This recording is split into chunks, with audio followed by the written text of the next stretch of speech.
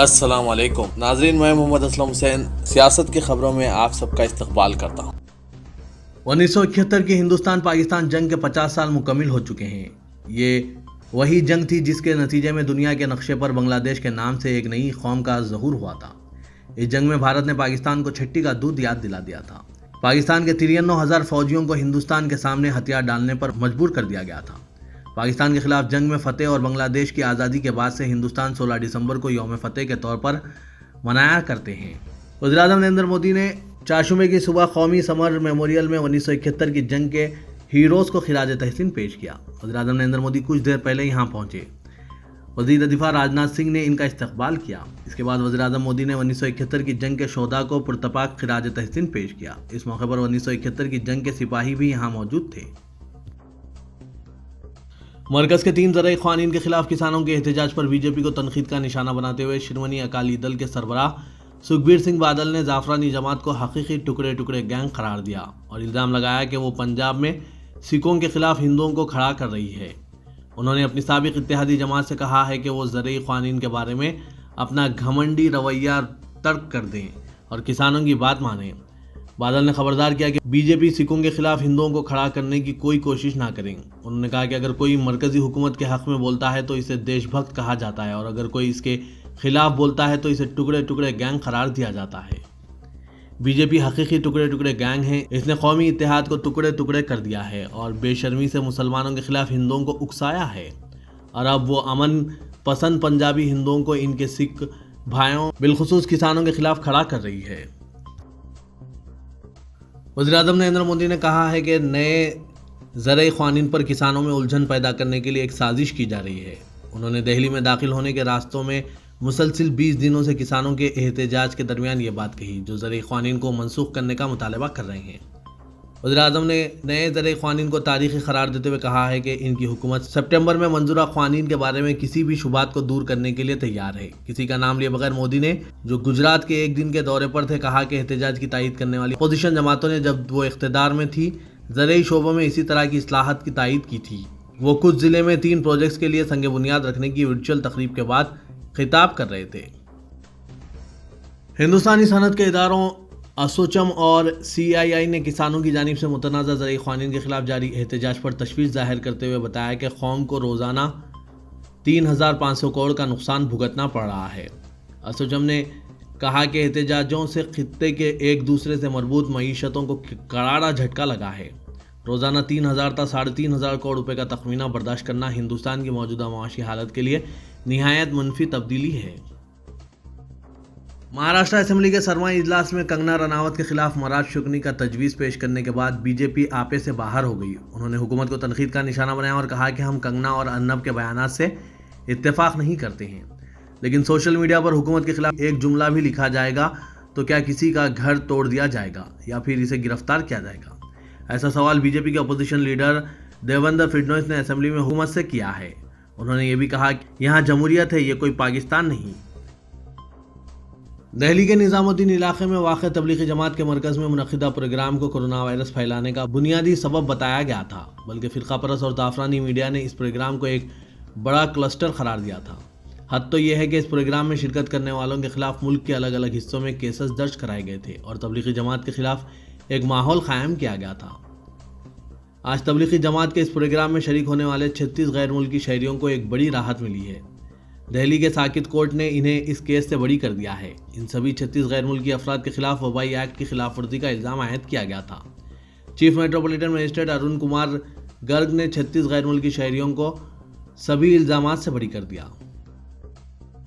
Chief minister مغربی بنگال ممتا بنرجی نے ریاست کے آئی پی ایس عہدیداروں کو مرکز کی جانب سے طلب کیے جانے پر برہمی کا اظہار کرتے ہوئے کہا کہ مودی حکومت مغربی بنگال کے دائرۂ اختیار میں مداخلت کر رہی ہے۔ ممتا بنرجی نے مرکز کو ریاست میں صدر راج نافذ کرنے کا چیلنج کیا اور کہا کہ بی جے پی مغربی بنگال کو فساد زدہ گجرات میں تبدیل کرنے کی کوشش میں ہے۔ ممتا نے اس بات کا دعویٰ کیا کہ بی جے پی صدر جے پی نڈا کے قافلے پر کوئی حملہ نہیں کیا گیا۔ انہوں نے اس بات پر حیرت کا اظہار کیا کہ سزا یافتہ جرائم پیشہ عناصر نڈا کے قافلے میں کیوں شامل تھے۔ بی جے پی اور مرکزی حکومت اگر یہ خواب دیکھ رہی ہے کہ مرکزی فورس کو ریاست میں تعینات کرتے ہوئے یا ریاست کے اعلیٰ عہدیداروں کو طلب کرتے ہوئے خوفزدہ کیا جائے تو یہ اس کی خوش فہمی ہے۔ ममता बनर्जी ने यह भी दावा किया कि गुज़िश्ता साल ईश्वर चंद्र विद्यासागर के मुजस्समे को जिन जराइम पेशा अनासिर ने नुकसान पहुंचाया था वो नड्डा के काफिले में शामिल थे। आम आदमी पार्टी 2022 में उत्तर प्रदेश के असेंबली इंतखाबात में हिस्सा लेगी। पार्टी के कौमी कन्वीनर और दिल्ली के चीफ मिनिस्टर अरविंद केजरीवाल ने यह ऐलान किया। उन्होंने इल्ज़ाम लगाया कि रियासत की सियासी जमातें लोगों की पीठ में छुरा घोंपने के सिवा कोई दूसरा काम नहीं कर रही है। एक वर्चुअल प्रेस ब्रीफिंग के दौरान केजरीवाल ने कहा कि उत्तर प्रदेश में गंदी सियासत और करप्ट कायदीन की वजह से तरक्की रुक गई है। उन्होंने कहा कि रियासत के अवाम एक ईमानदार हुकूमत चाहते हैं जो सिर्फ आम आदमी पार्टी फराहम कर सकती है। चीफ मिनिस्टर ने कहा कि उत्तर प्रदेश के अवाम को गुज़िश्ता कई वर्षों में हुकूमतें तश्कील देने वाली सियासी जमातों ने बुनियादी सहूलतों से महरूम रखा है। बरतानिया के वज़ीर आज़म बोरिस जॉनसन ने 26 जनवरी को यौम जमहूरिया परेड में मेहमान खुसूसी की हैसियत से शिरकत के लिए अपने हिंदुस्तानी हममनसब नरेंद्र मोदी की दावत कबूल कर ली है। इस तरह पिछले साल ओहदा संभालने के बाद यह इनका पहला बाहमी दौरा होगा। यूरोपीय यूनियन से बरतानिया की अलहदगी के बाद भी ये बरतानवी वज़ीर आज़म का पहला बैरूनी दौरा है।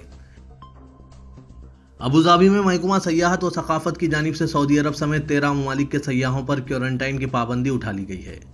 मुकामी मीडिया ने महकमा सयाहत की वेबसाइट पर जारी बयान के हवाले से कहा गया है कि अबूधाबी की सैर करें के उन्वान से जारी सयाहती प्रोग्राम के तहत 13 ममालिक से आने वालों के लिए क्वारंटाइन की पाबंदी खत्म कर दी गई है।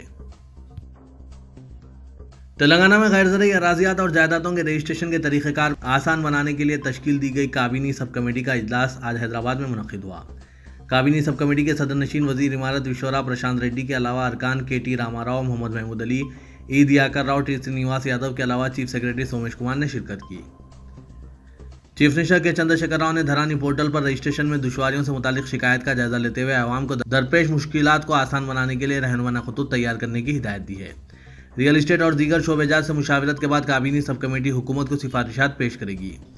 LRS से गैर मंजूरा जायदादों और अराजियात के रजिस्ट्रेशन के बारे में भी सब कमेटी फैसला करेगी। इजलास के बाद मीडिया के नुमाइंदों से बात करते हुए प्रशांत रेड्डी ने कहा कि रजिस्ट्रेशन के अमल को आसान बनाने के लिए बाज करप्शन से पाक करने के लिए सब कमेटी को हिदायत दी है। रियासत के कमज़ोर माली मौक़िफ़ के नतीजे में तेलंगाना के फलाही स्कीमात पर मनफी असरात मरतब हुए हैं। शादी मुबारक और कल्याण लक्ष्मी स्कीमात के तहत गरीब लड़कियों की शादी पर 1 लाख रुपए से ज़ायद की इमदाद की जाती है, लेकिन गुज़िश्ता कई माह से दोनों स्कीमात पर अमलावरी ठप हो चुकी है। बताया जा रहा है कि शादी मुबारक और कल्याण लक्ष्मी के तहत 1,37,000 से ज़ायद दरख्वास्तें हुकूमत के पास ज़ेर इल्तवा हैं और दोनों स्कीमात के लिए हुकूमत की जानिब से बजट जारी नहीं किया गया। गरीब ख़ानदानों के लिए ये स्कीमात गैर मामूली राहत की तरह थी, लेकिन कोरोना लॉकडाउन के बाद हुकूमत ने फलाही स्कीमात के बजाय इंतहाई लाजमी खिदमात के लिए बजट जारी करने का फैसला किया है। हुकूमत ने 3 माह तक मुलाजमीन की तनख्वाहों में कटौती की थी, ताहम बाद में इसे बहाल कर दिया गया। बताया जाता है कि SC, ST, BC, OBC और अक़लियती तबक़ा से ताल्लुक़ रखने वाले हज़ारों गरीब ख़ानदान हुकूमत की इमदाद के लिए सरकारी दफातर के चक्कर काट रहे हैं। स्कीम के तहत शादी के लिए 1,01,16 रुपये की इमदाद की जाती है। गुज़िश्ता 5 वर्षों में 5,32,451 ख़ानदानों को स्कीम से फ़ायदा हुआ है। तेलंगाना में जनवरी के पहले हफ्ते में रियासती महकमा सेहत की जानिब से टीका अंदाजी की मुहिम का आगाज़ किया जाएगा। डायरेक्टर महकमा सेहत डॉक्टर जी श्रीनिवास राव ने इस बात की तौसीक़ करते हुए कहा कि रियासत तेलंगाना में जनवरी के पहले हफ्ते से कोरोना वायरस के टीके का आगाज़ किया जाएगा और इस सिलसिले में तरबियत फराहम करने का अमल शुरू किया जा चुका है। उन्होंने बताया कि रियासती हुकूमत की जानिब से अब तक जो तफसीलात हासिल की गई हैं, इनके मुताबिक रियासत में इस्तेमाल करने के लिए महकमा सेहत तेलंगाना को 3 करोड़ टीका फराहम किए जाएंगे, जो कि स्टॉक में पहुँचते रहेंगे। डॉक्टर जी श्रीनिवास राव ने कहा कि रियासती हुकूमत ने महकमा सेहत माह जनवरी में किए जाने वाले इन इक़दामात के सिलसिले में तफसीलात हासिल की है। हुकूमत तेलंगाना आइंदा 2 सालों में हर घर और दफ्तर तक फाइबर ऑप्टिक के ज़रिए इंटरनेट कनेक्शन की फराहमी को यकीनी बनाएगी। प्रिंसिपल सेक्रेटरी महकमा इंफॉर्मेशन टेक्नोलॉजी जयेश रंजन ने आज इस सिलसिले में अहकामात की इजराई अमल में लाते हुए फाइबर ऑप्टिक की तनसीब के कामों को मुकम्मिल करने की हिदायत जारी कर दी है। हुकूमत तेलंगाना के महकमा इंफॉर्मेशन टेक्नोलॉजी की जानिब से जारी किए जाने वाले अहकामात के मुताबिक 33 अजला में 83,50,000 मकीनों को जुमला 585 जोन्स में इंटरनेट कनेक्शन की फराहमी अमल में लाई जाएगी। हुकूमत ने इसे टी फाइबर नाम दिया है और ऑप्टिकल फाइबर के जरिए फराहम किए जाने वाले इस इंटरनेट कनेक्शन की रफ्तार दीगर कनेक्शनों से काफ़ी बेहतर होने की तौक़्क़े है।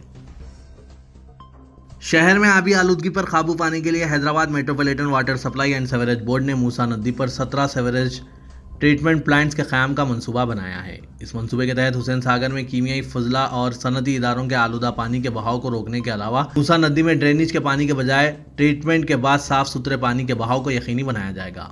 کوکٹ پلی نالا آبگیر علاقے میں 376 ملین لیٹر روزانہ ٹریٹمنٹ کی گنجائش کے ساتھ 17 ٹریٹمنٹ پلانٹس قائم کیے جائیں گے۔ حسین ساگر ڈیولپمنٹ پروجیکٹ کے تحت اس منصوبے پر عمل کیا جائے گا۔